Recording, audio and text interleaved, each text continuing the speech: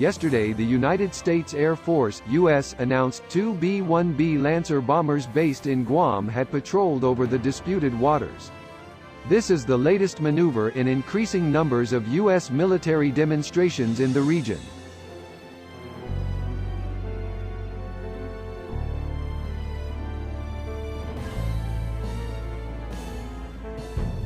Bombers fly missions to demonstrate the ability of the Air Force to operate wherever international law allows, at the time and tempo we choose, the U.S. Pacific Air Force said via, as quoted by Star and Stripes.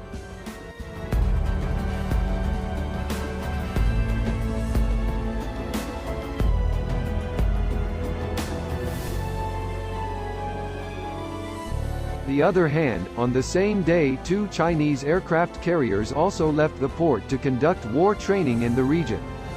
This will be the first combat exercise for the People's Liberation Army Navy (PLAN) China involving 2 aircraft carriers at once. According to a South China Morning Post report, Liaoning and Shandong ships have conducted combat readiness training in the Yellow Sea this month ahead of placement.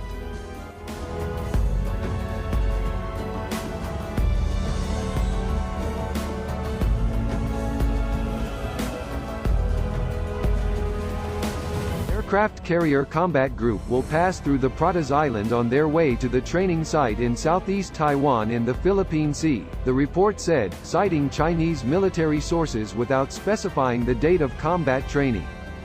It is not clear whether Liaoning or Shandong or both are continuing the exercises in southeast Taiwan, the South China Sea.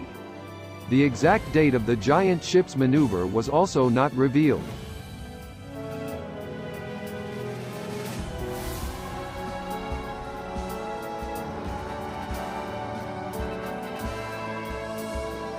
UK-based report reported Tuesday that plans to deploy aircraft carriers were concerned about a Taiwan invasion after Chinese Foreign Minister Wang Yi told political forces in the U.S. to take Sino-U.S. relations as hostages and push the 2 countries to the threshold of a new Cold Battle. The deployment of 2 aircraft carriers by China will be more symbolic than substantive, said Paul Buchanan, an American security analyst based in Auckland, New Zealand, Wednesday. He noted that Beijing did not have much experience in aircraft carrier operations.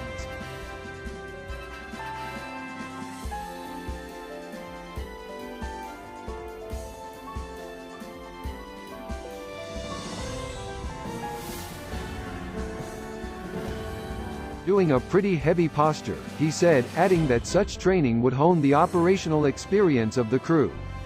I imagine the U.S. will pay close attention. Of course, Taiwanese will also do it. All countries bordering the South China Sea will sit and pay attention, but they will know this is more a display than others. Buchanan said Beijing's combat training was a direct challenge to U.S. supremacy in the South China Sea.